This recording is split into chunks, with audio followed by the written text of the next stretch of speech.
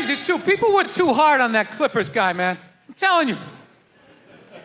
For an 80-year-old white guy, that wasn't that bad. All right? Dude, he didn't drop the N-word once. That's unbelievable for an 80-year-old white guy. The N-word should have been carpet bombed through that whole tape. He never said it once. And if you go back and listen to that tape, I'm telling you, go back and listen to it. Other than Instagram, he's pretty fucking liberal. He's like, you can hang out with them, you can have sex with them, just don't promote it on Instagram. It was the weirdest, most compartmentalized, like, racism I ever heard in my life. Something about Instagram, I didn't get it. Other than that, he was wide open.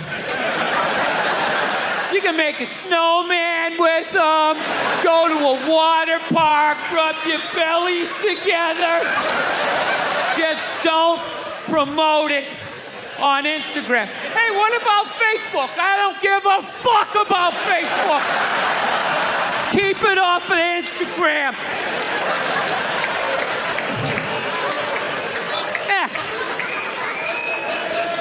Dude, you understand? The guy's 80 years old.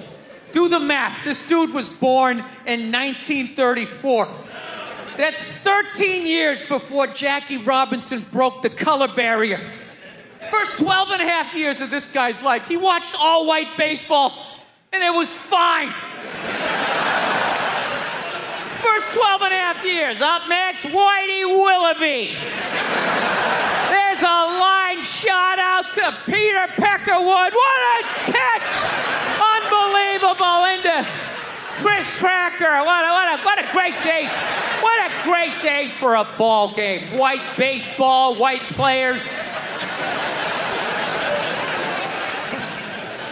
Dude, his parents were part of the generation that finished off the genocide of the Native Americans. All right? That's who taught him his ABCs. I'm telling you, you can live too long. You can live too long. I'm telling you, you wear out your welcome.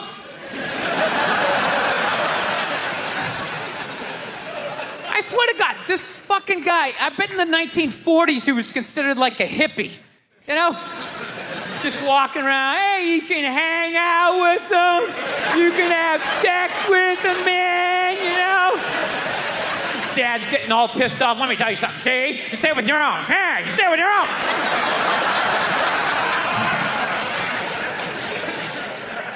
I saw a woman a couple months back, professional soccer player, right? She goes on to ESPN or one of these sports channels, and she starts bitching, going like, I don't understand, how come female athletes don't make as much as male professional athletes?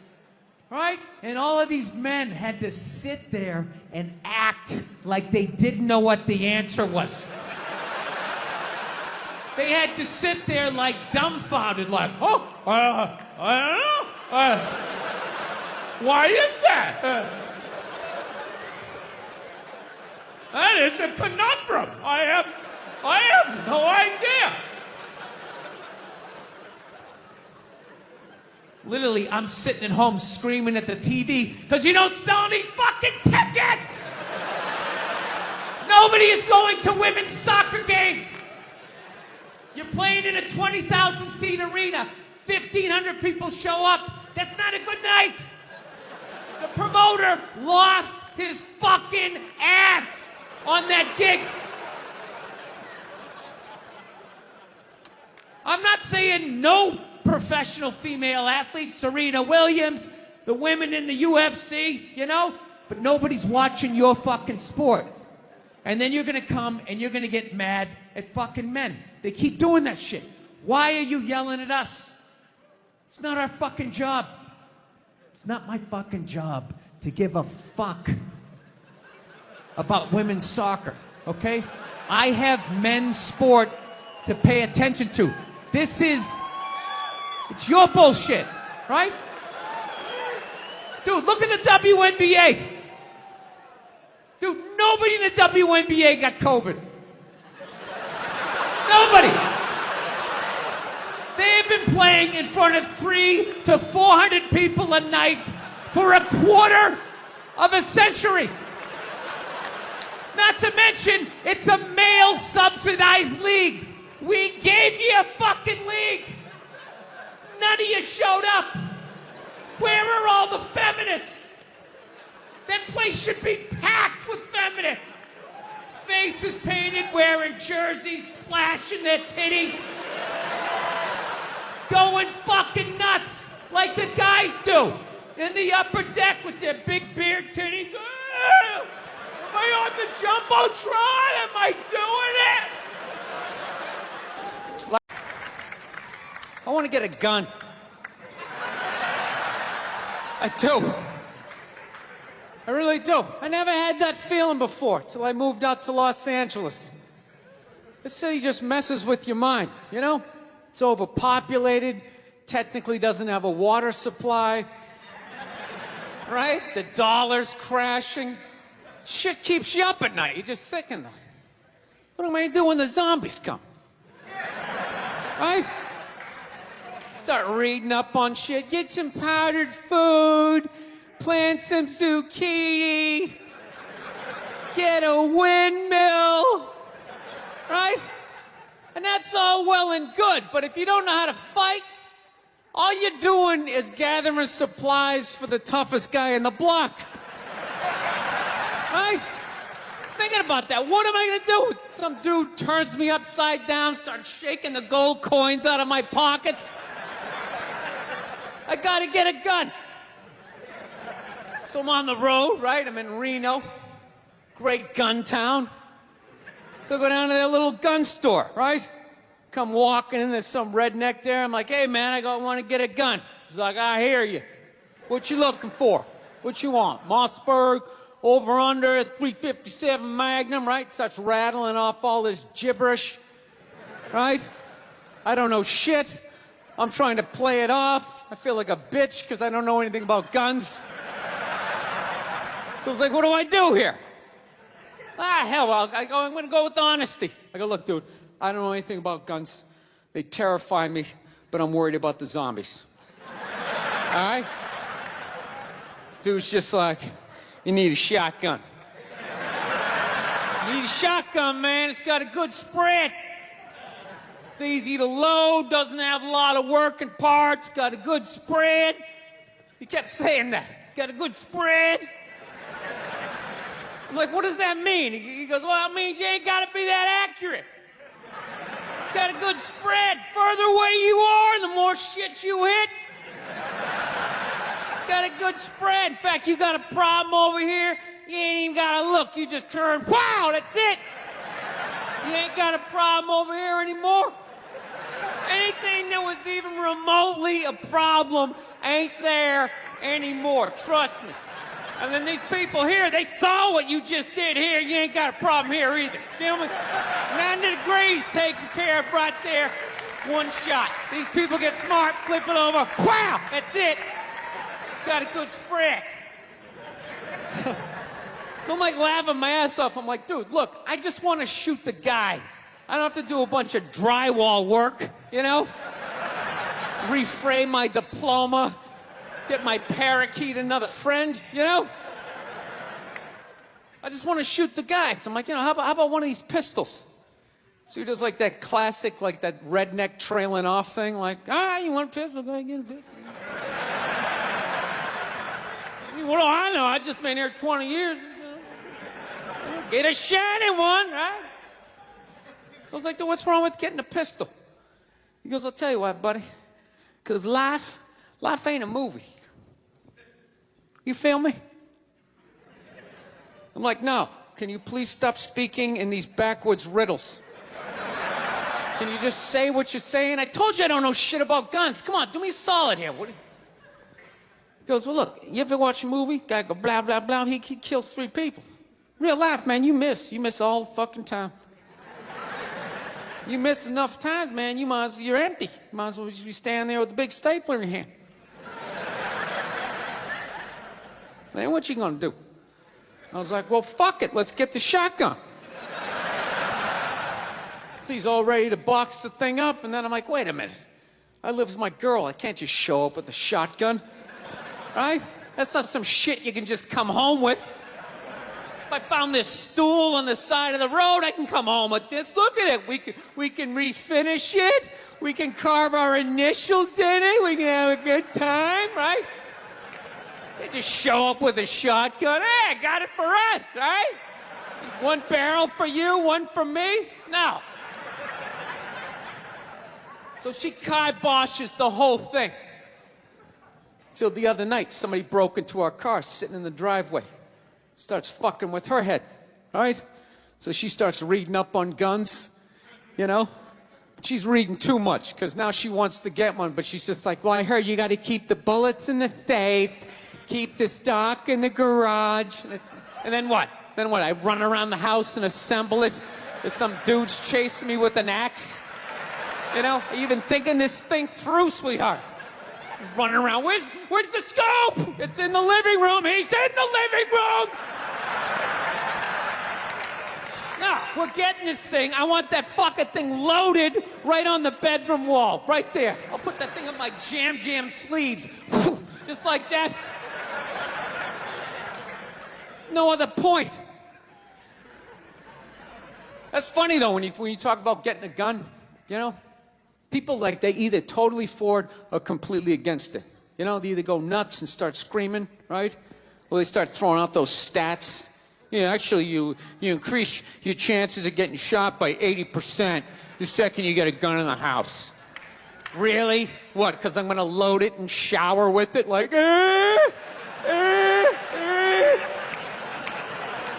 The fuck? I know it's dangerous. You get a pool in your backyard, you immediately increase your odds of drowning in your backyard, right? You couldn't do that before, now you step on a rake, in you go. No, I'm telling you, I don't buy in any of that shit.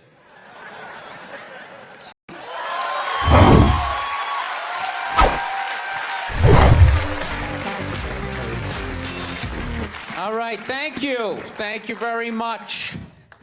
I here from Los Angeles. I live in Hollywood. There's a ton of plastic surgery out there. You know, a lot of people getting like facelifts. I don't know if you guys have those up here. You know, those awful ones where people start to look like, you know, little Filipino, you know. You got a little Filipino? Yeah, 52-year-old white guy. Yeah, that's how. Why would you get a facelift? Can't you look at other facelifts and realize they haven't worked all the bugs out yet?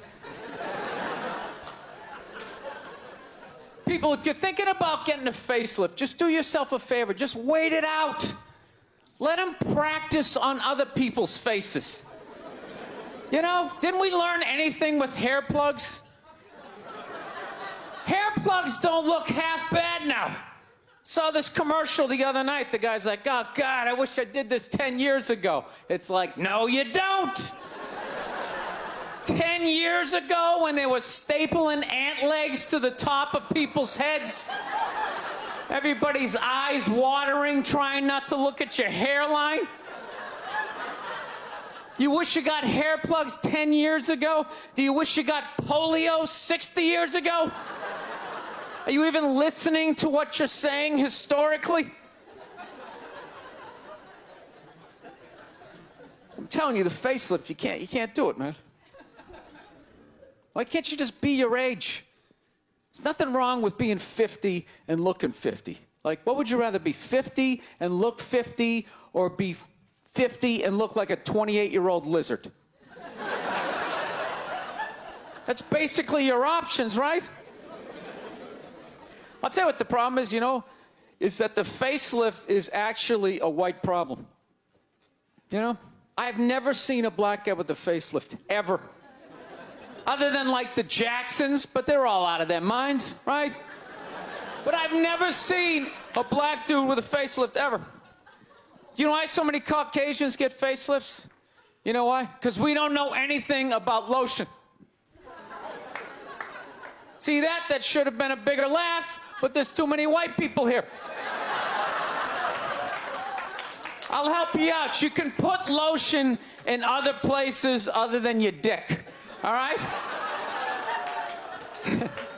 If you ever wondered why your dick looks brand new, but your face, you're starting to look like an aging pirate. Because you need to increase the circumference of the lotion distribution. No, I'm not judging you. I didn't put lotion on my face the first 33 years of my life. Never put it on. Till one night I was hanging out with this black girl, right? And a couple times during the night she took it out, put it on her elbows, problem areas.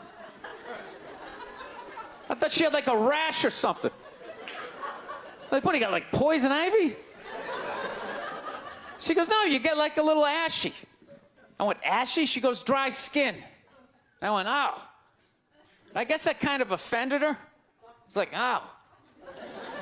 She's like, well, white people get ashy too. I was like, yeah, you know, I don't think we do. I've been alive for 33 years. No one has ever said, hey, Bill, you're looking a little ashy. I never even heard that word until you said it. She's like, you're an idiot. Stick out your arm. So I stick out my arm. She just goes, it's like pastry flakes flying off. Track marks. She's like, you see that? That's ashy. I was, oh, all right. Thought I just got itchy in the winter. See, that's why you got to hang out with everybody. Right there. Oh, there's too much. Seriously. There's too much information in the world. And every group of people misses just a little bit. Like white people totally missed the lotion seminar.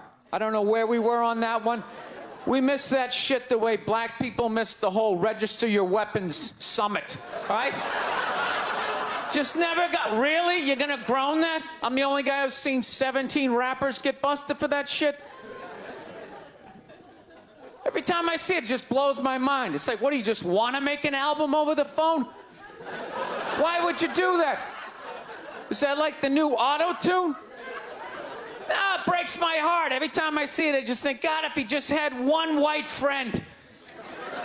One white friend in his entourage. The dude would have been standing there all dried out, itching like, dude, is that thing registered? Dude, you serious? That's like 3 to 5 mandatory. Get that the fuck out of there. So, thank you.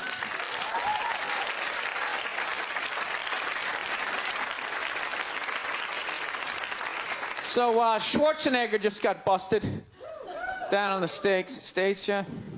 That poor bastard, huh? Jesus Christ, another great man. Another great man brought down by another gold-digging whore.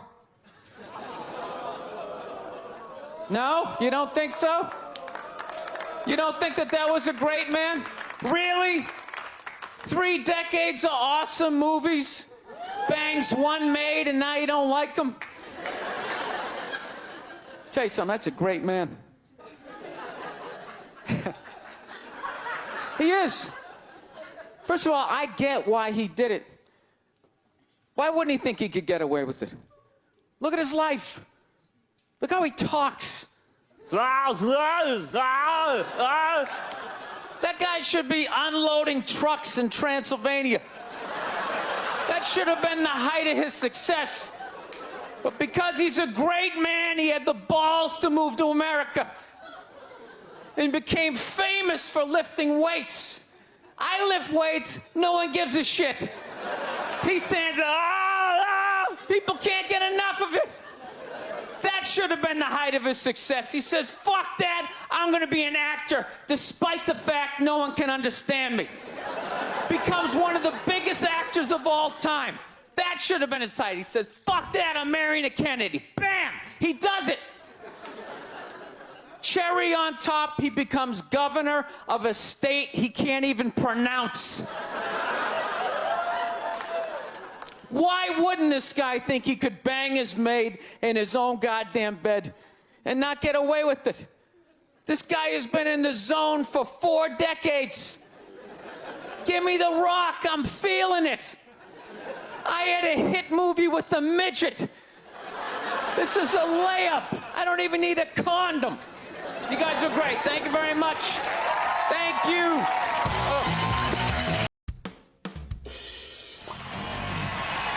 All right. Thank you. Thank you very much. How are you? Please be seated. Good evening. Thank you. Welcome. Welcome to this lovely theater here in downtown Montreal. It's unbelievable. Can't understand you. Female voice does not travel well. I don't know what it is. Up close or in a whisper can make your dick hard, but beyond 10 feet, it just sounds like a couple of birds fighting over a French fry or something, you know?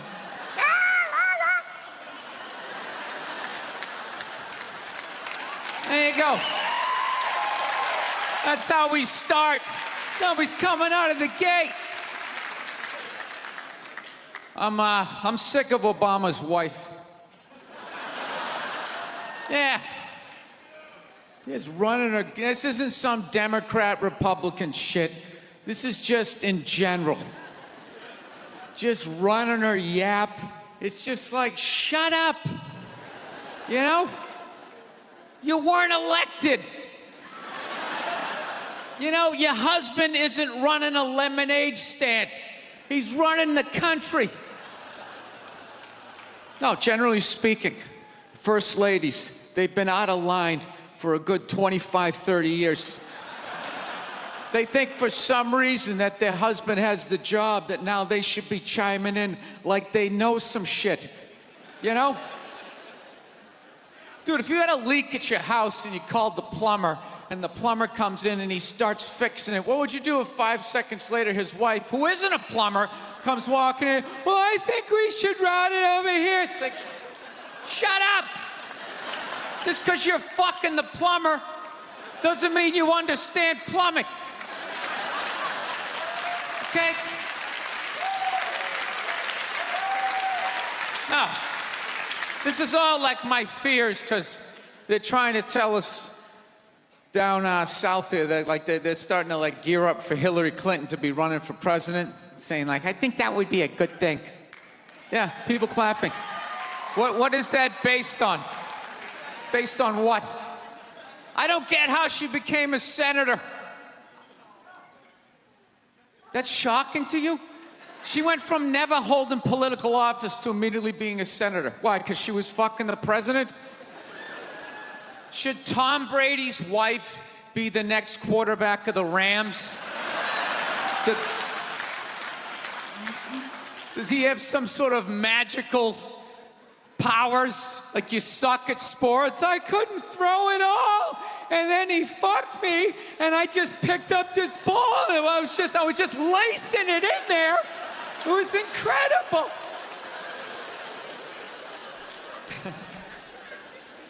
Dude, it all started with Nancy Reagan.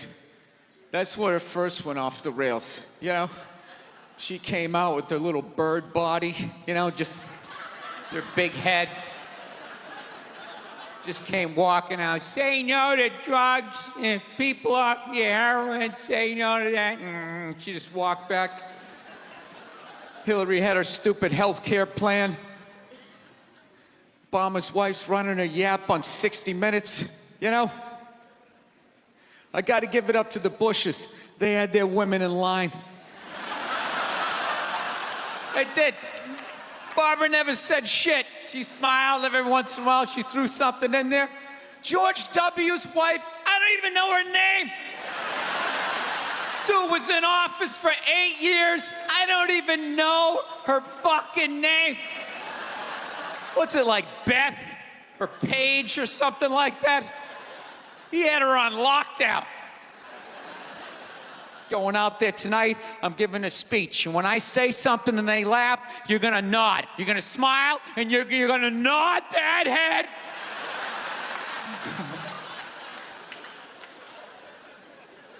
Is this how it's gonna be? Really? Do you think like me saying this is somehow gonna affect? She's still gonna win. Listen, let me ask you this question. Do you think that a woman being president is going to affect anything? Do you? Oh, do you? What are they going to do? What are they going to do? What the fuck is she going to do?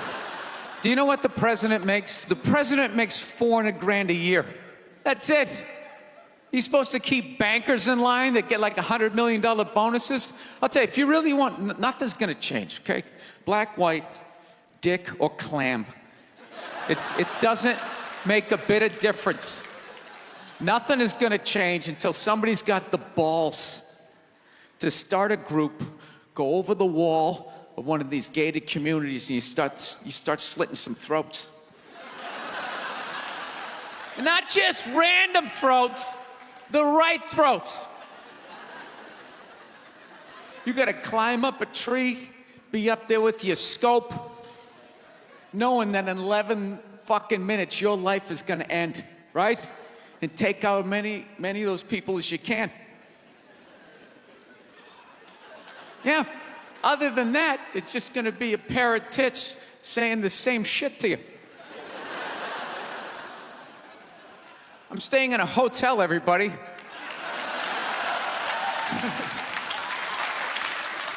I like staying in hotels.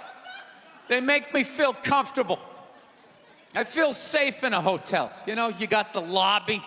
There's always somebody down there in case an axe murderer comes in. That's the first person that's going to get killed. You can hear their screaming when you're up in your room. Gives you a chance to plan. Barricade the door, you know, turn on the shower, hide in between the mattresses, right? Little misdirection. Back in the day, I used to stay in motels. I hated staying in motels. Could never feel safe. You were lying in a bed 2 feet from a door that just opened up out into a parking lot. Anybody in the world could just come walking up, kick the door open, you motherfucker, just drag you out of the bed. And you're just lying in that bed, so not ready to have a fight to the death. Sitting there half naked, like nodding off. Meanwhile, there's some guy on the other side of the door with a chainsaw, like. You're lying there like, it's kind of early to be trimming the hedges.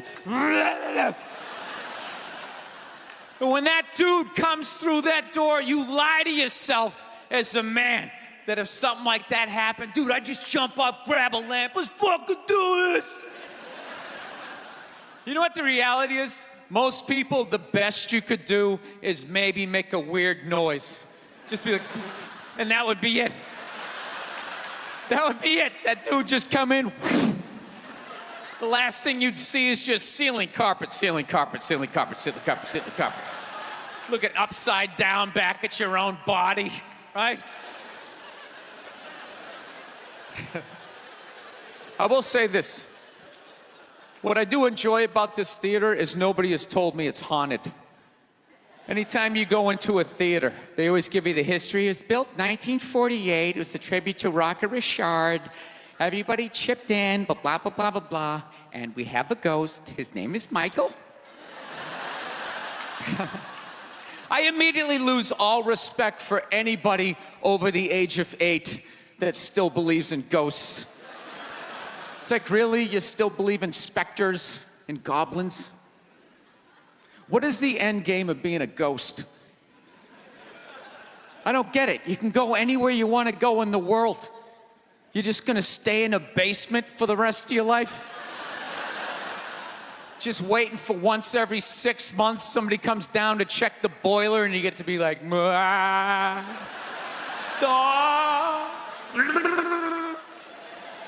wouldn't you go somewhere? Dude, I'd fly right to Washington, D.C., fly right into the CIA building, just start sitting in on meetings. Like, these guys are out of their fucking minds. Fly to the Super Bowl, go right into the huddle. I always wondered what they talked about. South, man, I had a real weird experience last time I came down here. I was in Nashville, right? Sort of an awkward social situation, right? I'm sitting at this bar. There's this white dude sitting like 2 stools away. I don't know him. He doesn't know me. And that Terrell Owens story was in like sports news. So I try to make conversation. I'm like, man, look at this guy. This guy just signed a $40 million contract. He's already bitching, man. How much money do you need to make? And the dude looks at me. He's like, you know what I say? And then he looked over his shoulder, which I now know is the telltale sign that the N-word is coming. And it's coming hard. Oh yeah, it's not going to be pronounced with the A, it's going to be with the R. And he hit the R, he like stuck the landing. There was like a dismount, Klan members high-fiving in the background, like doing the wave. Just out of nowhere. So now immediately I'm looking over my shoulder like, dude, what the hell are you doing? You know what I mean? I'm waiting for like this hail of black fists to come raining down on top of me. I hate when people do stuff like that. That dude made me part of like a potential ass kicking that I had nothing to do with. You don't do shit like that. He just had that word, hot potato, just threw it in my lap. Trying to pass it down to the next white dude. I hate when people do that, man. You know, it's like, dude, feel me out first. Ask some questions. Do you like to fish? Have you ever fucked your sister, right? I start rattling off answers, then you go old school. You give me a pamphlet, you tell me about your militia. Don't just dive into it. That dude was one of the angriest people I ever met. I should have known that word was coming, because he was just watching Terrell, right? And anytime I would bring up, look at man, that guy's talking trash, he would just like flip out. He won't shut up! You know, those people get like so mad they're not even looking at you. Their eyes are up. You just shut up and play the game! You know what's funny? I don't even like Terrell, but now I love the guy. Because every time I see him talking trash, I know this idiot in Nashville is just losing his mind, like kicking over his kitchen TV. Shut the fuck up!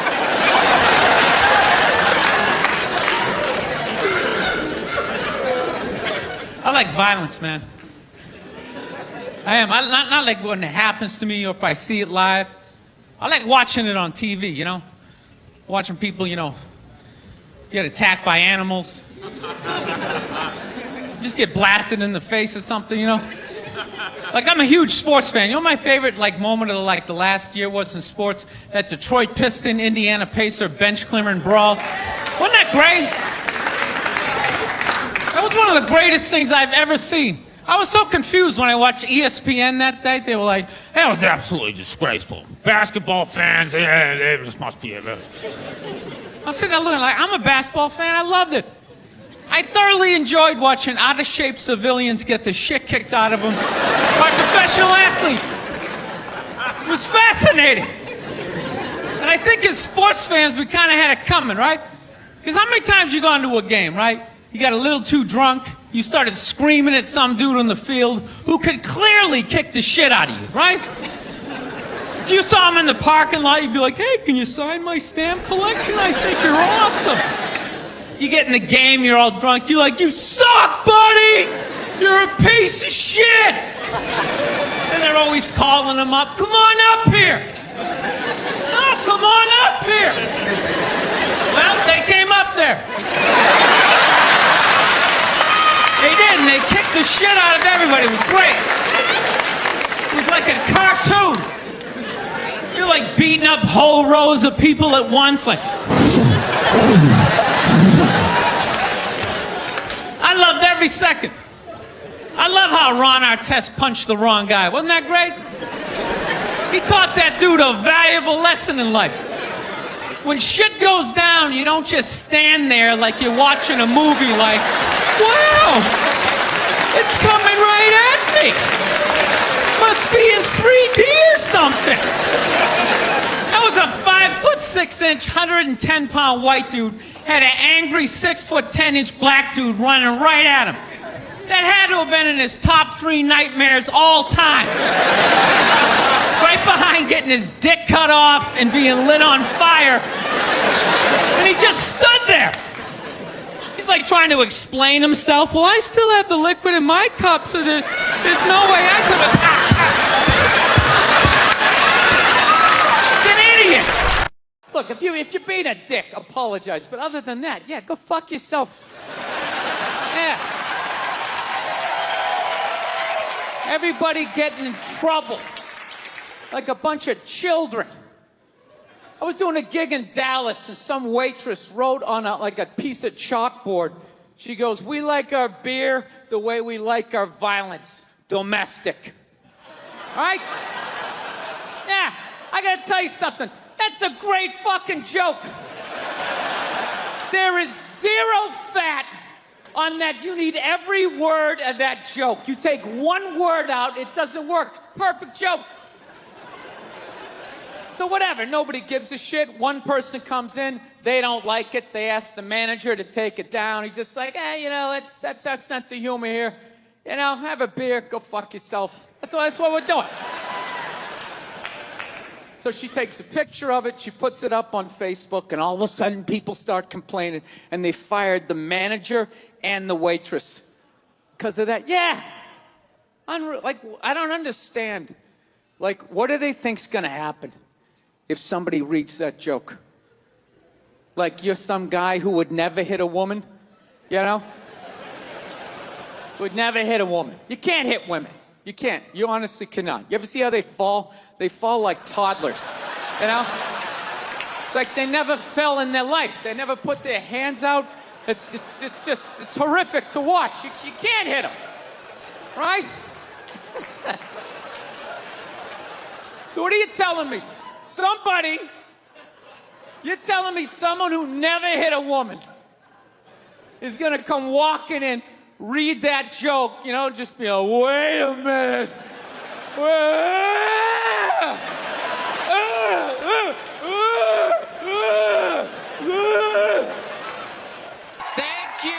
Thank you very much. How are you? How's it going?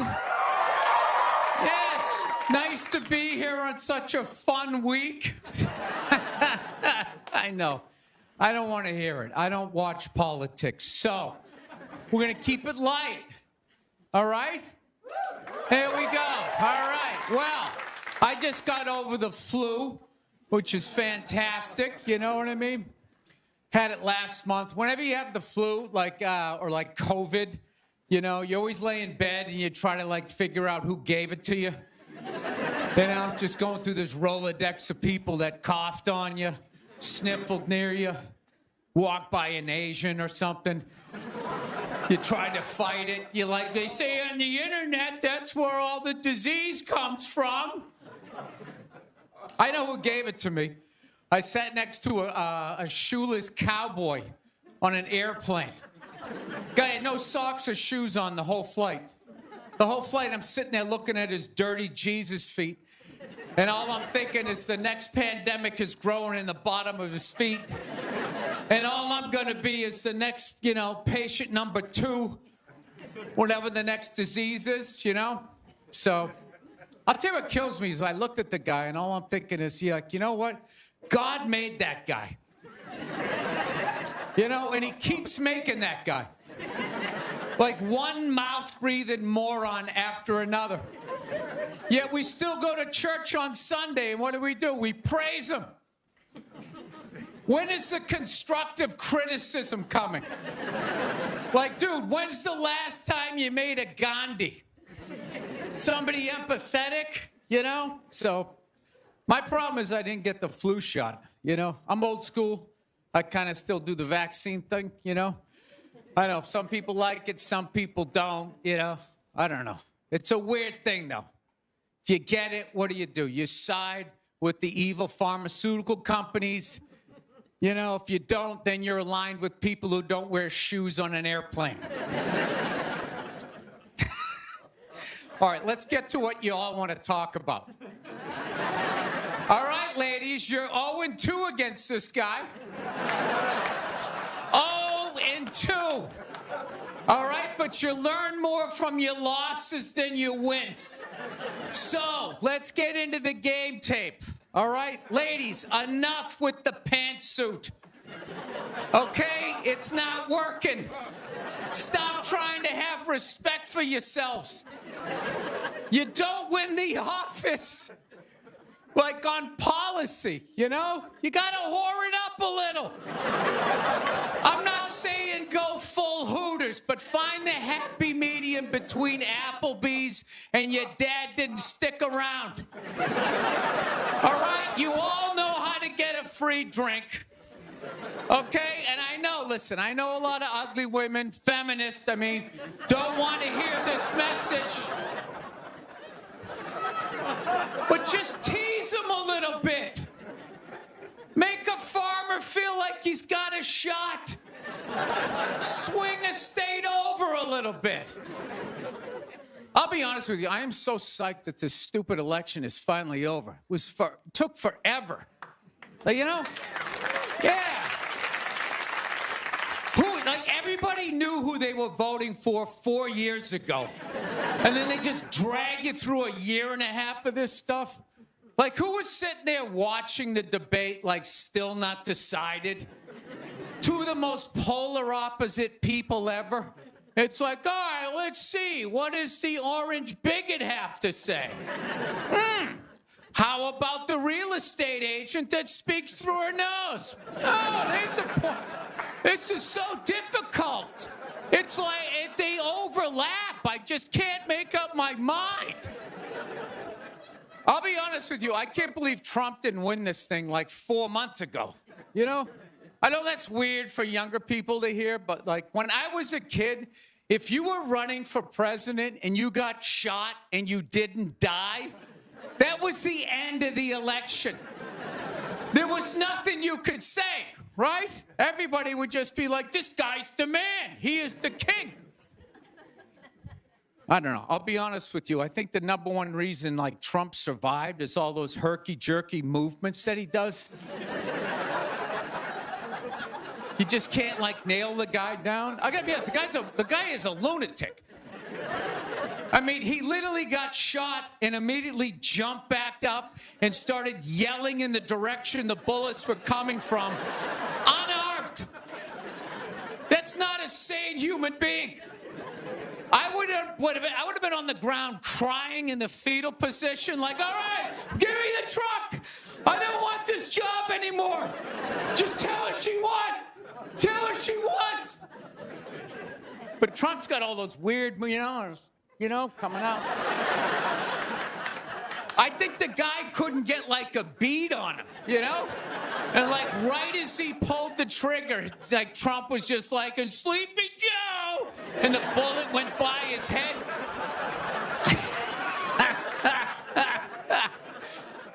My favorite part of the campaign, though, was when Trump went to McDonald's. Wasn't that amazing? That's the only time I've ever seen that guy truly happy. Like, he was glowing. When he got behind the counter, it was like he was behind stage at like Springsteen or something.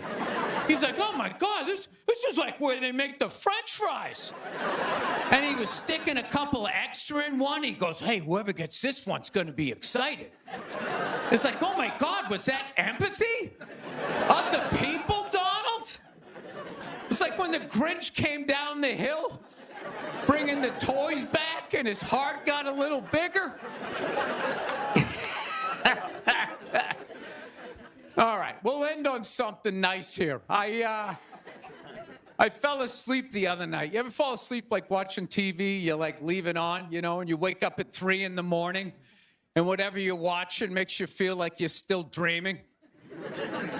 Yeah, I woke up at 3 a.m. I swear to God, Shaquille O'Neal was selling me printer ink.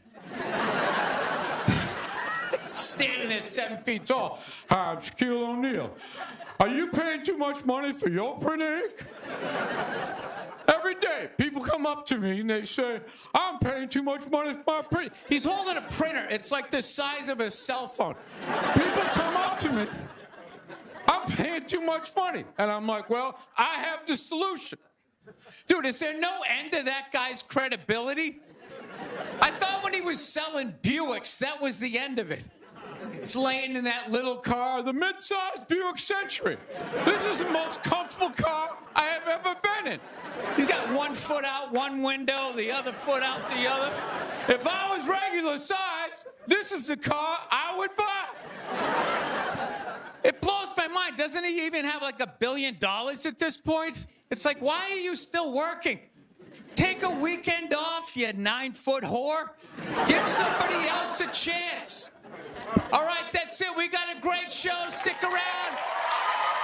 McGee will be here. We'll see you in a minute. Thank you, thank you. Thank you so much. Thank you. I am so excited to be here. I've been doing stand-up forever, and this has always been a lifelong dream of mine to come here and host Saturday Night Live. So thank you so much for coming out.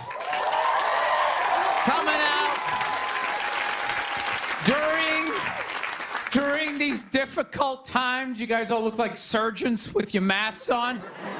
Makes me feel comfortable that you're wearing masks. I like people who wear masks. That's good.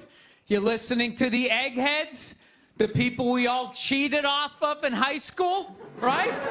Keep listening to them. And then if you don't wear a mask, that doesn't bug me either, right? Take out your grandparents, you know? Take out your weak cousin with the asthma. I don't care. It's your decision. There's too many people. It's a dream come true. If you're that dumb and you want to kill your own family members, by all means do it.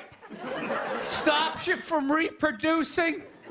It's literally a dream come true. And speaking of dreams come true, did you see Rick Moranis got sucker punched on the Upper West Side? New York is back, baby! New York is back! Yes! We lost our edge there for a minute. City started looking like a giant Bed Bath & Beyond, and then bam! Oh, Ricky took one in the chops. It had to happen. That's what happens when you stick an M&M store in Times Square. All right? The universe has to balance itself. Get the peep shows back in Times Square. Old people can walk safely 40 blocks away. I don't know. I'll probably get canceled for doing that joke, you know? How stupid is that cancel thing? They're literally running out of people to cancel. They're going after dead people now. They're trying to cancel John Wayne. It's like, yeah, dude, God did that 40 years ago. They're all up in arms. They're like, did you hear what he said in that interview in Playboy in 1970? Can you believe that? It's like, yeah. He was born in 1907. That's what these people sounded like. You never talked to your grandparents and brought up the wrong subject, and all of a sudden it went off the rails. Like, oh, Grandma. Just keep making the cookies. Yeah, you don't bring up race or religion with your grandparents. You keep it simple. Anyway, I don't know. I guess my grandparents are older. I don't know. Plowing ahead. Plowing ahead. Let's talk white women here, shall we? Let's talk white women. White women, you're amazing your accomplishments over the last few years. I got to tell you, the way white women somehow hijacked the woke movement, generals around the world should be analyzing this. Just to refresh your memory, the woke movement was supposed to be about people of color not getting opportunities, the at-bats that they deserved, finally making that happen. And it was about that for about 8 seconds. And then somehow, white women swung their Gucci-booted feet over the fence of oppression and stuck themselves at the front of the line. I don't know how they did it. I've never heard so much complaining in my life from white women. My life is so hard.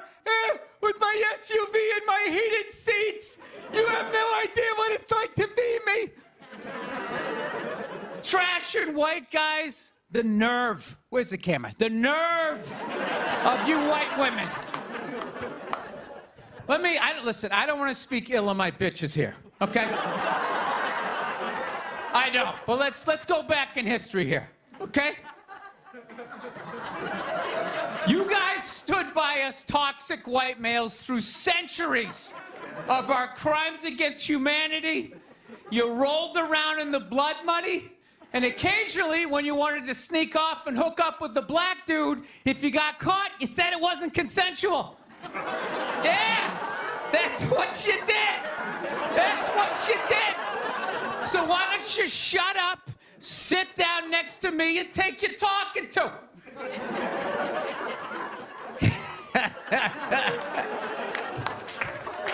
Thank you. So, I haven't been in New York for about a year. You know, I was here last year. I was shooting a movie. Had a great time with Judd Apatow, Pete Davidson, and all the guys. Yeah, had a great time. And I hadn't been here in like 13 years, and I immediately noticed how extra crowded the city was. And I was getting all claustrophobic. I'm like, what's going on? How much are people not using safe sex and making all these babies, you know? So I finally walked up to this old New York door guy, and I was just like, dude, what's going on? What's with all these people here? And he was just like, oh, no, don't worry. He goes, it's June. He goes, it's Pride Month. And I'm like, what's that? You know, I'm 52. I never heard of it, right? They didn't have that when I was a kid. He goes, oh, it's Gay Pride Month. And I was just like, oh. Dude, you know when you're just like stuck in the Matrix and you just can't, everything's just pressed up, you can't see anything, and then somebody gives you that little nugget of information that just pulls it back? It's like, why is it so crowded? It's Gay Pride Month. Tank tops. 0% body fat. 2 guys kissing. Rainbow flags. I didn't know that. That's what I learned. The month of June is Gay Pride Month. That's a little long, don't you think? For a group of people that were never enslaved. How did they get all of June? Dude, black people were actually enslaved. They get February. They get 28 days of overcast weather. Sun goes down at 4 in the afternoon. Everybody's shivering. Nobody wants to go on the parade. Look, yeah. How about you hook them up with July? These are equator people. Give them the sun for 31 days.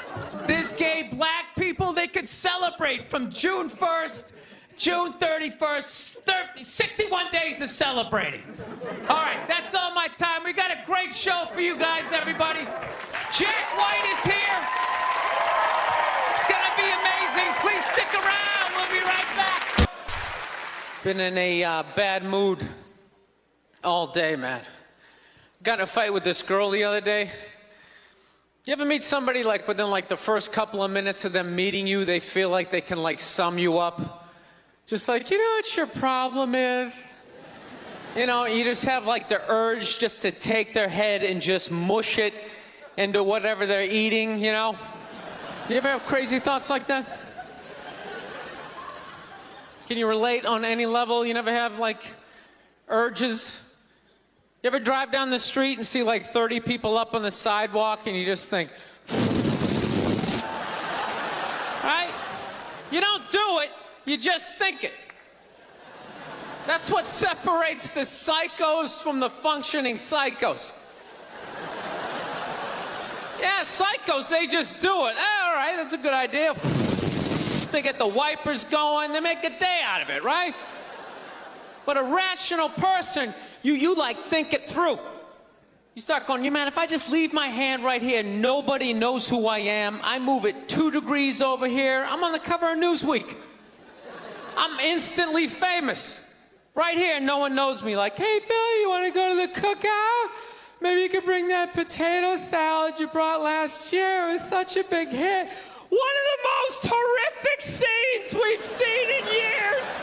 Bodies just strewn about. You know, Amy's gonna be there. She's still asking for you. You should ask her out. No indication he even tried to stop. Seriously, you're getting older. Put your hands on the dashboard. Put them on the dashboard. You have those? All right.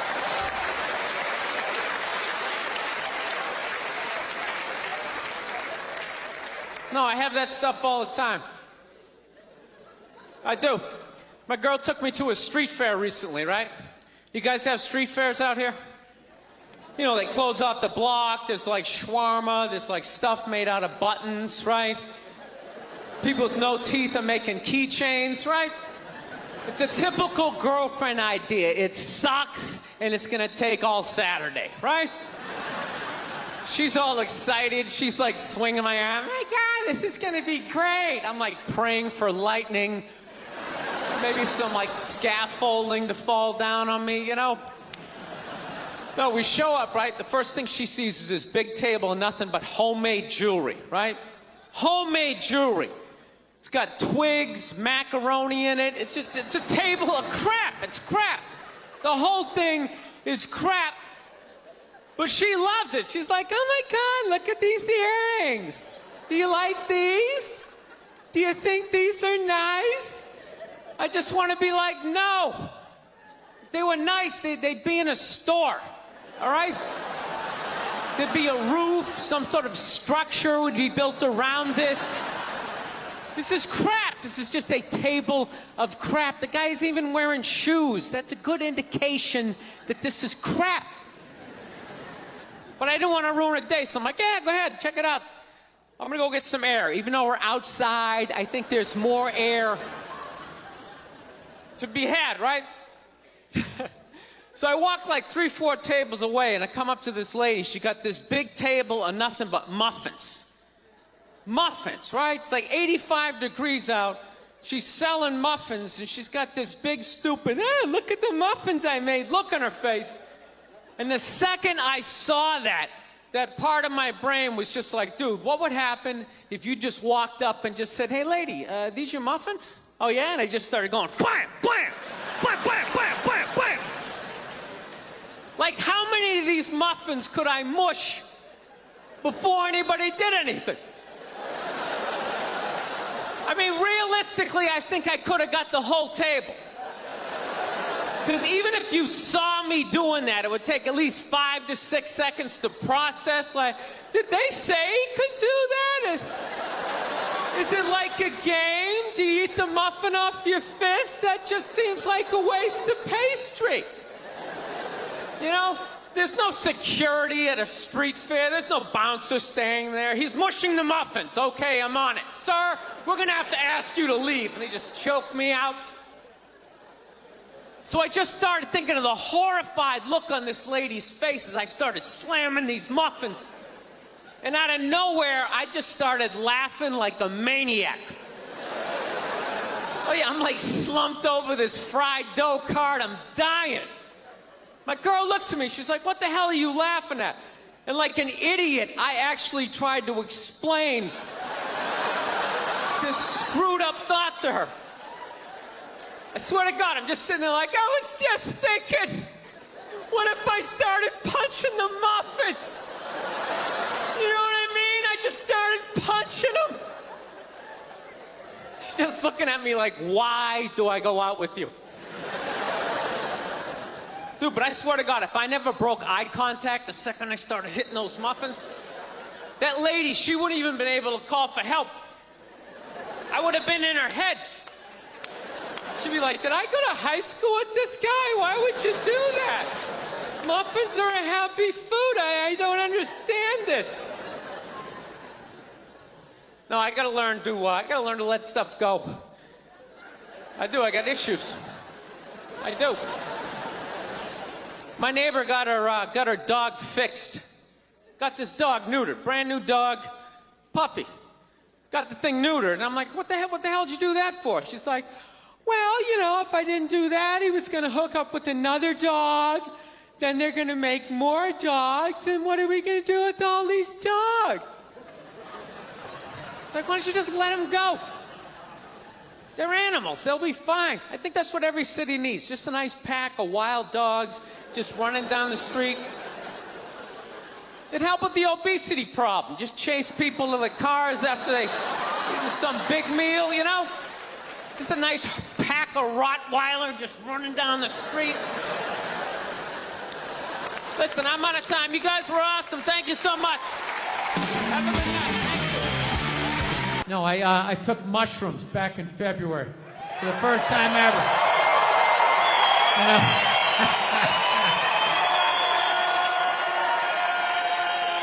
This is the perfect state to tell this story.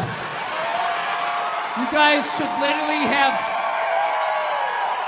mushrooms on your fucking license plate. All right, so here's the deal. I never fucked with anything like that. I was always a booze guy. I was a booze guy, you know. All right, relax, everybody. I always get nervous when I get white guys going like, yeah, all right, woo, build the wall. I'm fucking around. Relax. It's frightening to listen to, but that's what being a guy is. You're not allowed to have emotions. So that's all of that shit comes out when you drink. Do something dumb so I don't feel stupid.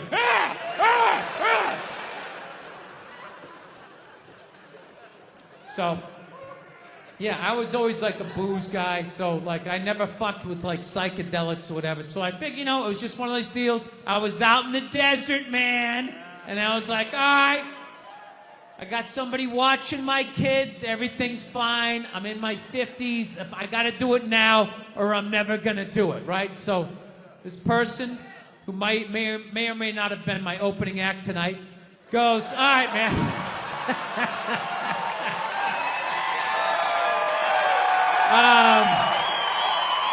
He's a good man. He's a good man. He says to me, he goes, all right. He goes, okay, just take like, it's always just like, all right. So, like, how fucked up do you want to get, all right? And there's always like a square, and it's like, okay, don't eat the whole square. Just like bite one corner, lick the other one, and then rub the other one and let it absorb in your face or whatever. So I'm like, all right. He goes, how far into it do you want to go? I go, I just want to trip a little bit, nothing fucking crazy. So he goes, fine. So I eat just a little bit. So I get a little nauseous or whatever. At first it feels like I ate some weed, but then all of a sudden, like I notice shit that's not alive looks like it's breathing, right? Like the refrigerator looked like it just did a lap around the house. It's kind of... Nothing threatening, you know? It's just like, it needed it, you know? TV started getting bigger. It's looking like it's gonna fall on me, all right? And I was doing fine. I was fine. I was like, I know that TV's not getting bigger. And if it is, I don't give a shit. Go ahead. Spill that pixelation all over me. I don't give a fuck. I know I'm tripping. I'm having fun. I'm giggling. I'm laughing at shit. I'm putting things together, right? And everything is fucking great. And all of a sudden, about an hour in, all of a sudden, this profound sense of loneliness and not feeling loved just washed over me. Yeah, and I was just like, I fucking knew it. People in the stands, I mean, that's just like what's entertainment for me now, you know? I like that Jimmy the Greek moment that happens in sports, you know? Like once every 4 or 5 years, you know that? Like some 50, 55-year-old white dude tries to explain why black people are kicking the shit out of white people in practically every major sport, you know? And it always goes down the same way, right? There's always like 3 white dudes, and the one white dude in the middle, he's always like the guy with like the theory. You know, he's always, it seems these African-American athletes, they seem to have this quick twitch muscle fiber. You know, there's slow twitch, and there's this quick twitch. And the second the dude says that, like the other 2 white dudes start like sliding out of frame, like, okay, this guy's getting fired, and I'm not going to be part of this highlight. Nice knowing you, Ned. Keep that seat warm, right? And the dude in the middle, he's just like hell-bent on getting fired. You know, he starts like bringing up slavery. And evidently they were breeding the strongest man with the strongest woman and that quick twitch. And literally 20 minutes later, that dude's on TV. He's like fired, right? He's crying. His family's standing there. He's got like a box of shit from his desk with like an Emmy sticking out. He's like, I don't know what I said. I was just talking about the quick twitch and the slow twitch. And I wasn't just trying to make a point. No, I love that. I love seeing people mess up their careers like that.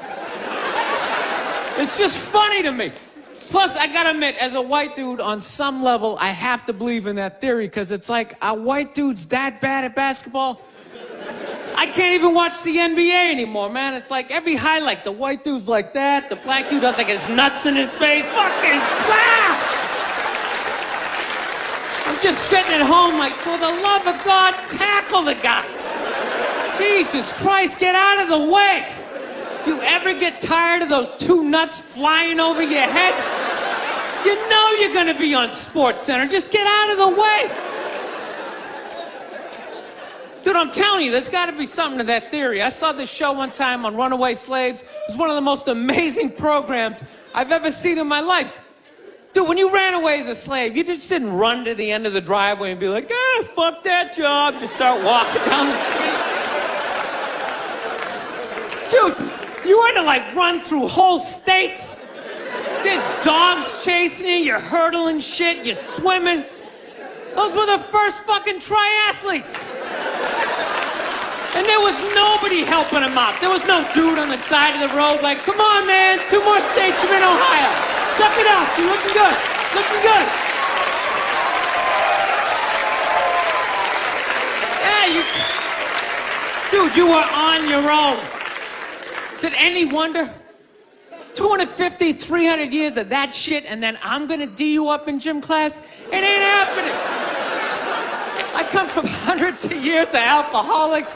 I got like half a liver, you know what I mean? It's just...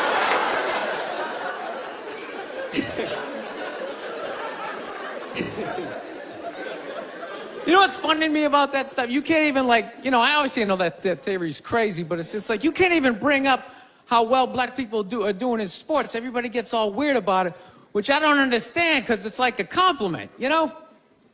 Like, feel how weird it is right now. You know, I just brought that shit up. I'm saying something good, right? I saw a coach get in trouble for that shit. Like, his team was like 0-6 or something. They just couldn't win, and every week the press was just getting on him more and more and more, right? And the dude, he was just like flustered, and he had like a moment of honesty. They were like, why can't you guys win a game? He's like, oh, you know, I don't know, the offense isn't getting it done, you know, defense, you know, too slow, and it just run up. Tell me, we gotta get some more black guys in this team, because I'm telling you, it's just not. And immediately, everybody's like, what? Everyone started freaking out like they had no idea what this dude was talking about. It's like, are you watching SportsCenter? Or do you see the Olympics? Like, I love the 100-meter dash, right? There's always like 9 black dudes and that one token white guy in like lane 8. I'm just sitting there going, come on, man, one time. Just one time, just win the bronze, just do what you gotta do. And the white dude always stays with him till like the first turn, then he like fucking blows out his hammy. Those other 8 black dudes are like... Where's that white dude the next Olympics? He's like up in the broadcast booth, his career's over. He's like a commentator. Yeah, it's gonna be a great race. Still can't feel my fucking toes, but I'm telling you. No, I don't get it.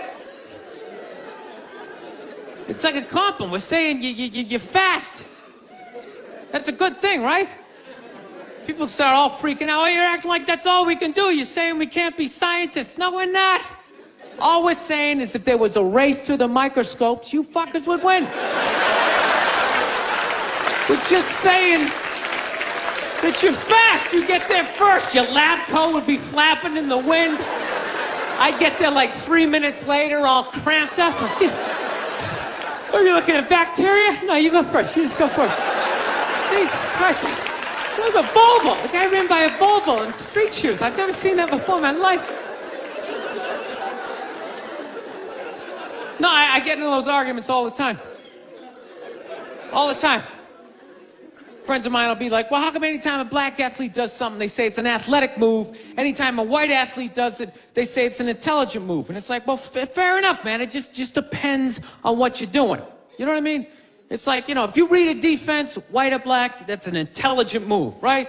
But if you take off from the foul line, jump over 9 other dudes, and throw the shit down, those other 9 guys aren't standing there like, fuck, why didn't I think of that shit? Here I am dribbling around, guys. That's some superhero shit. See, like a cape flapping in the wind with a big S on your chest.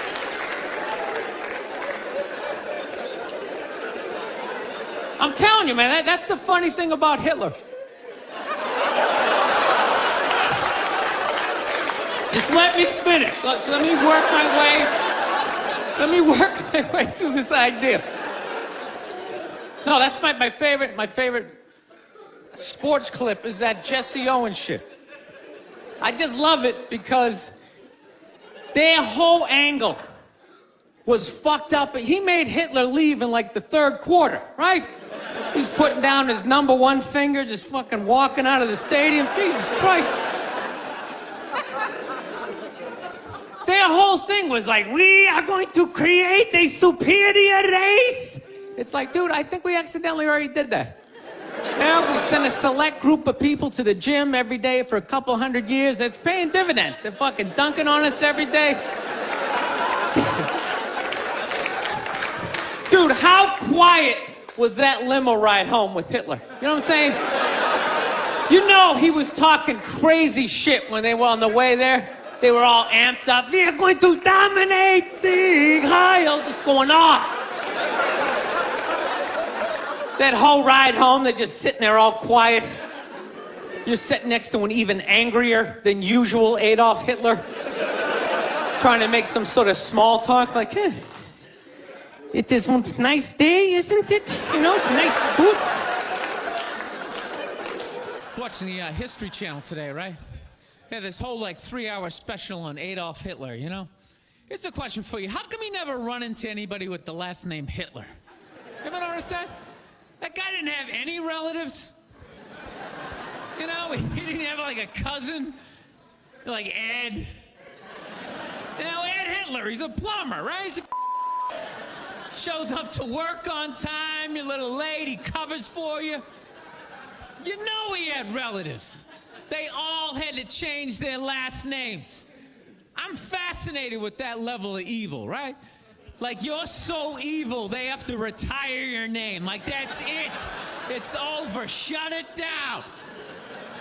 They just take your name out of that baby book list of names. Just erase it. Think about it. For the rest of the time, no one's going to have a beautiful baby be like, you want to call him Adolf? Is everybody cool with that? Can you imagine? Oh, thank you. Can you imagine being that much of a though? Like, whatever your name is, the day you die, Steve, that's it. No more Steves. You see that, dude? There's only a few names in history like that, right? Like, nobody has a friend named Attila, right? Anybody hanging out with their buddy Judas tonight? You're not. And that's a cool name. You set up one Messiah to die, that's it, it's over. They're having like the retirement ceremony. They're bringing your jersey up to the rafters. You're standing baseline with a bunch of other psychos getting high fives and stuff. It's a weird grading system, though, you know what I mean? Because look at a guy like Jeffrey Dahmer, man. That guy murdered and ate over like 30 people. People are still calling their babies Jeffrey. He must have been pissed. It's like, dude, how many people do I gotta eat to get a little damn respect around here. Anybody can kill him, I'm eating him. Oh, you stabbed him. Fire up the grill. Taking this to a whole nother level. Mustard, he had like a moment of honesty. They were like, why can't you guys win a game? He's like, oh, I don't know, the offense isn't getting it done, defense, too slow, and it just run out. Tell me, we gotta get some more black guys in this team, because I'm telling you, it's not. And immediately, everybody's like, what?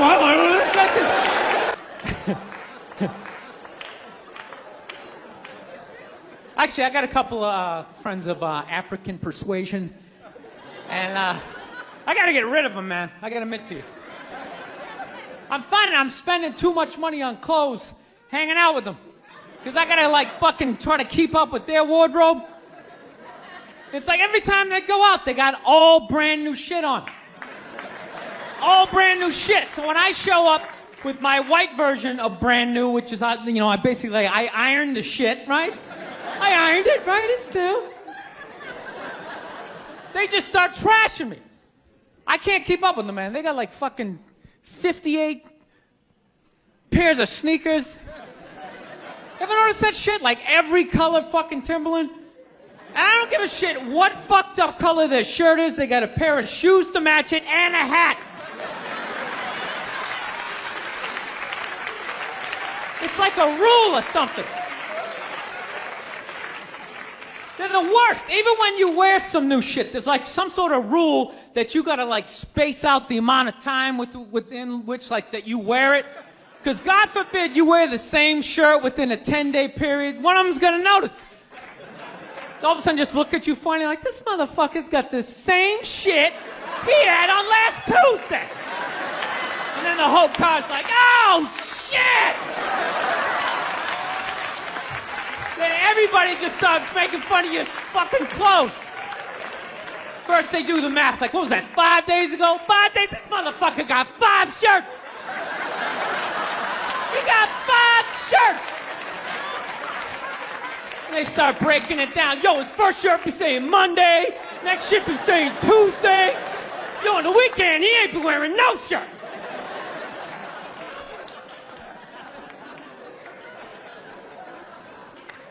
I'll tell you, it's actually funny. You know what? That's actually how I judge black guys now.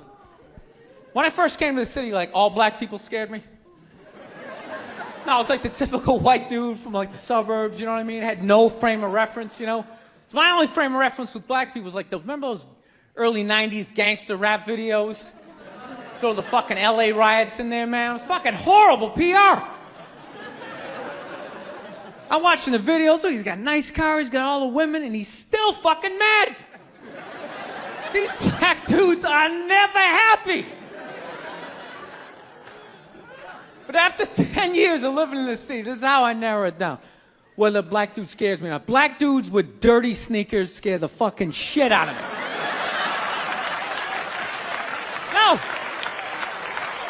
I figured out in my head, because I know if I'm hanging out with them, that's the last shit that they're gonna let go, the immediate shit that they have on. So I think, if his sneakers are fucked up, that means his life is fucked up. Every time he leaves his building, the whole neighborhood, oh shit! Everyone starts making fun of him.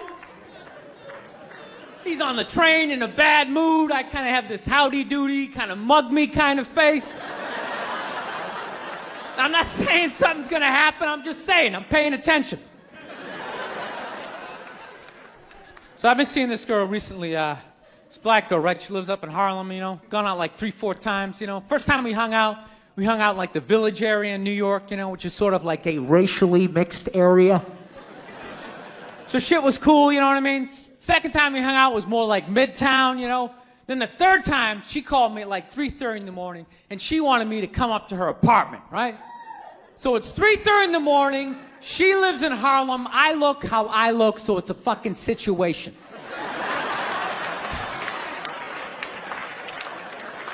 Yeah, because you know the deal, right? Basically, a white dude feels comfortable up to about 98th, 99th Street, you know what I'm saying? The second the streets start getting into triple digits, 100, 101st Street, start getting a little asthma, fuck, it's starting to get a little high up here. You feel that little tightness in your chest? Can you feel that? 106th Street, you're like leaning on shit like, dude, where'd all the cabs go? How come there's no taxis up here? Dude, what's a bodega? I don't know what that is. Let's get the fuck out of here. So I'm praying to God she's gonna tell me to take the subway, get off at like 105th Street, 103rd, which is like the first stop in Harlem where I can still look over my shoulder and see like all the white people like disappearing over the horizon, But she goes, no, man, you want to get on the Uptown 2-3 train, you want to get off at 125th Street. I'm like, God, fuck, 125th Street. Jesus Christ, that's like right in the middle of everything. I'm going to be surrounded on all four sides. I can't fucking do this.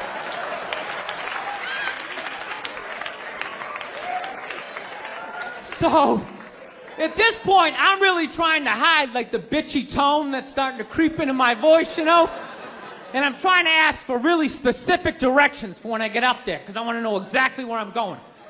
So she starts naming the streets I have to go down, and every other street up there is named after like a black leader, She's like, make a left on Adam Clayton, take a right on Frederick Douglass. I'm like, God, fuck, Adam Clayton.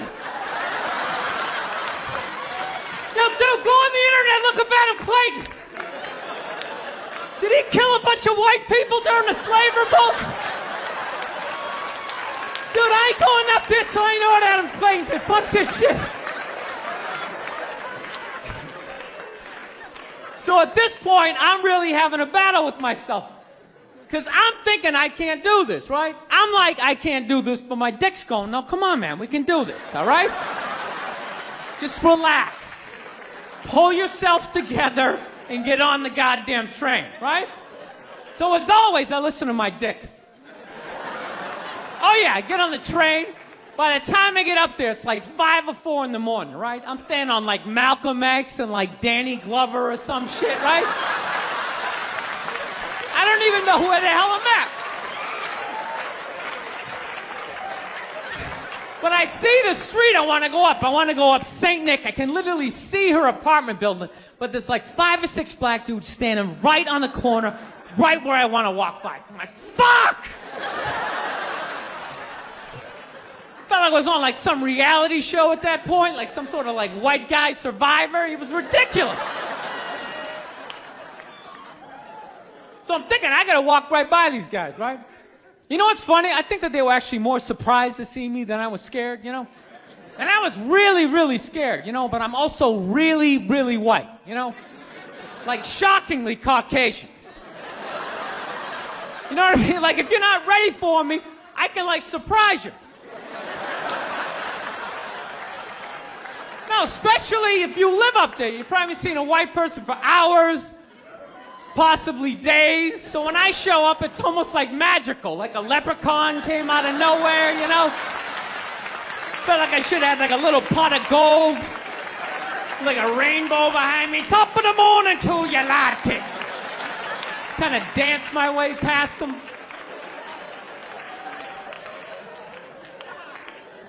But it's been going all right, Once I get in her apartment, I'm fine, I relax, sit down, watch a hip-hop countdown. Pretend like I know the groups, you know what I mean? It's just getting there that's a fucking pain in the ass. But, I don't get mad at it, because I figure, black dudes got to go through the same shit, though, right? When you go out to the suburbs, go fuck a white girl, right? Just that same awful feeling of just leaving your people behind, just less and less of you as you're fucking driving out there. Probably start off lean and you're all fucking cool. 20 minutes in, you're driving like 10 and 2, the radio's off. Like, dude, I don't like this shit. I don't like this shit at all. There's too much grass, I don't see any rims. This is fucked up. None of the windows are tinted. I can clearly see white people in every car. This is fucked up. Listen, you guys were awesome. Thank you so much for coming out. I'm not saying these people are right, and I'm not saying that I'm right. I know I'm a fucking moron, But that Duck Dynasty guy. I know what he said was wrong, but I don't get the shock. He said that homophobic stuff, and people are like, can you believe? Can you believe it? Yeah, I totally can believe it. If I was in Vegas, I would have put 90% of my shit on that he was gonna say it.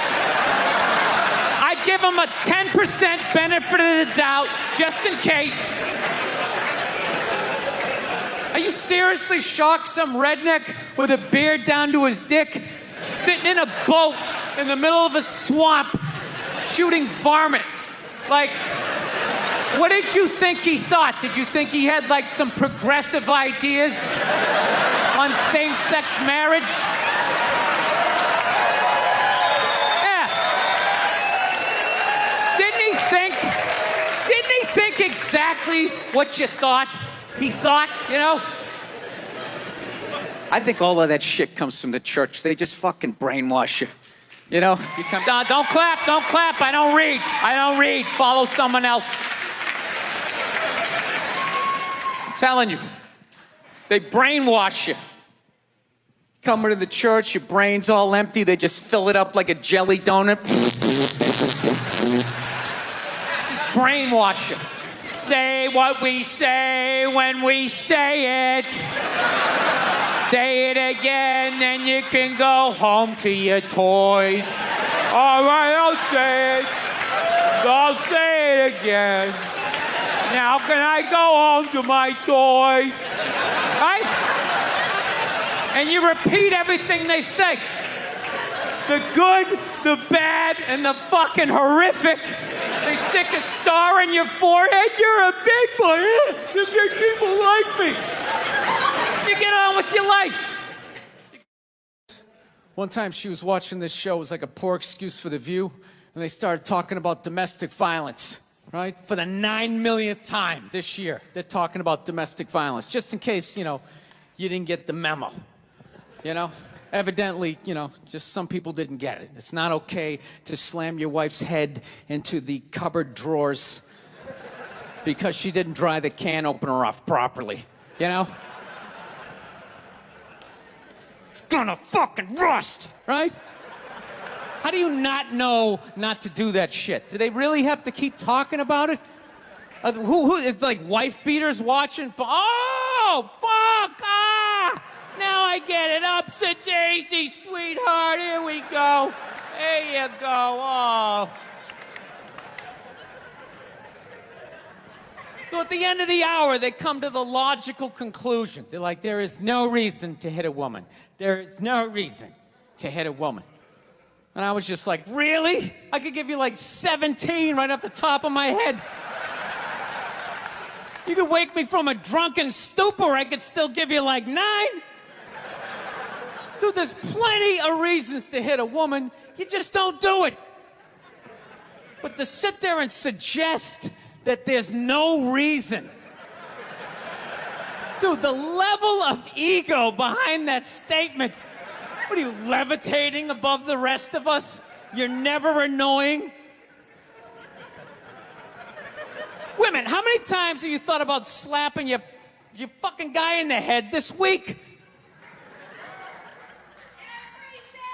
There you go. Every day. You didn't do it, right?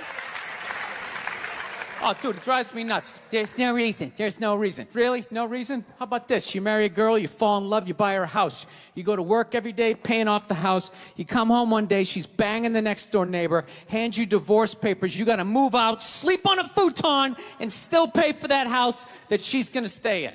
No reason. I'm not saying you should do it, but there's plenty of fucking reasons in that arc of a story. No, that's the thing. Really is. That's the thing. I hate that saying there's no reason. Obviously, I'm not saying to hit a woman, you know. But saying there's no reason, I think that's crazy. When you say there's no reason, that kills any sort of examination as to how two people ended up at that place. If you say there's no reason, whew, you cut out the build-up, you're just left with the act. How are you going to solve it if you don't figure it out? Look how awkward it is in here right now. I said you shouldn't hit a woman. I'm just saying, how come you can't ask questions? You can only ask questions about what the guy did. You can never ask about the woman. Why is that? Why is that? What is that? What does answer him right mean? What does that mean? Are you the idiot who got up halfway through the special during the bit and you're like walking around like I'm not fucking taping a special here? What's wrong with you? What's wrong with you? Fucking had to ignore all of that and now you're gonna like yell out? And not only that, yell something that makes no fucking sense whatsoever? Answer him! Answer him! Every fucking special I do, there's always one. Always right down the fucking middle. Talking about hitting women, sweetheart. And I think you just added another reason. Jesus fucking Christ. I love this. I'm not even in a relationship with her, and she's fucking nagging me.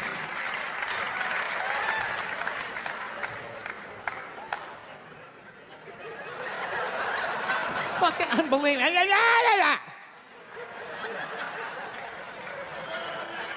Look, I understand hitting a woman's a bad thing, okay? Well, how come you can't fucking ask questions? I just don't understand. Like, if I get bit by a rattlesnake, wouldn't you guys have some questions? Right? How did it happen? Did you not see it? Were you fucking with it? How did this snake get so mad it almost killed you? Firemen put out a fire, they don't just drive away afterwards, they sift through the debris. How did it start? Here's an oily rag, right? Look, I realize I'm coming off pretty ignorant right about now. I realize that. Let me extend an olive branch then, okay? I realize that there's some animal guys out there, okay? Horrible guys, you know, have a rough day at the factory, come home, tuna casserole, and just start swinging, all right? I'm not trying to say that those people don't exist. I realize they exist. They should be buried underneath the prison, okay? So if I can admit that, ladies, can you at least admit that every ass kicking doesn't just fall out of the fucking sky? Really? Even hockey has 2 minutes for instigating, right? They understand that some back and forth happened before that shit, you know?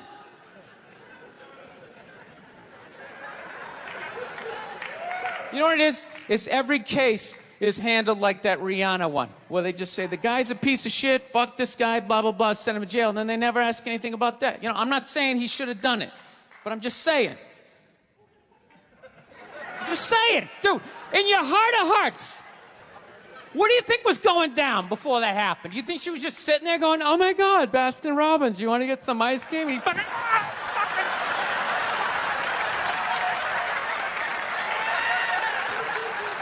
you know? Or do you think maybe they were having some epic end of the relationship fight and some crazy shit was being said? Maybe she was screaming in his ears some crazy female shit like, go fuck all your friends, I don't give a fuck.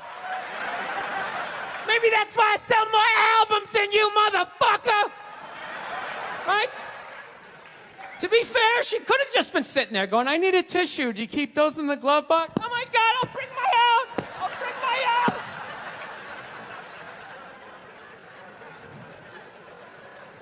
Now, fuck that, because you know what it is? They never address how women argue, which I think is a core of a lot of that shit. You know? And I got to tell you something, man. Like, I never knew how women argued. But after 20 years of losing every significant battle in a relationship, I finally figured out how they argued. I'm going to tell you something. I'm starting to turn this franchise around. I have begun a winning tradition. This is how they argue, as far as I can tell. All right? If they're right, they argue the point. And they stay on point and make sure you stay on point until you're down on your knees, apologizing, begging for forgiveness. All right? No problem with that. Totally respect it. But here's the thing. If they're wrong, they go rogue. They go off-road. They start thinking of shit you're sensitive about. Maybe you don't get along with your dad. And in their head, they just start concocting this evil statement. Totally designed, this desperate Hail Mary attempt to make you so fucking mad, you just call them a cunt. That's what it is. And cunt trumps all the bullshit they did to start the argument. Now it's not about that. Well, that's no reason to call me a cunt. And then that's it. You're in this room now, right? And they won't hook up with you for a couple of days. Who cares? Who cares? You rub one out. Rub one out like a man. It's the champagne of victory. Life can pass you by. It happens. You know, you just keep living and living and living. You know what it is? I think you got like 25, 30 years to absorb as much as you can. And then that's it. That's all you know. Because right around then, you get married. And it's over. Right? You have a couple of kids. You're sucked in the bubble. You don't have time to pay attention to what's going on in the world. You're just stuck with these kids. It's shitting all over the place. Don't be a serial killer. Don't touch that. You're just stuck in that. You have 3, 4 kids. That is a 25-year sentence. Trying to get them all through college. And society just keeps fucking going. You get the last one through college. You step back out of the bubble. Just... You don't know what happened. You're not even paying attention. You go back to your old record collection. Right?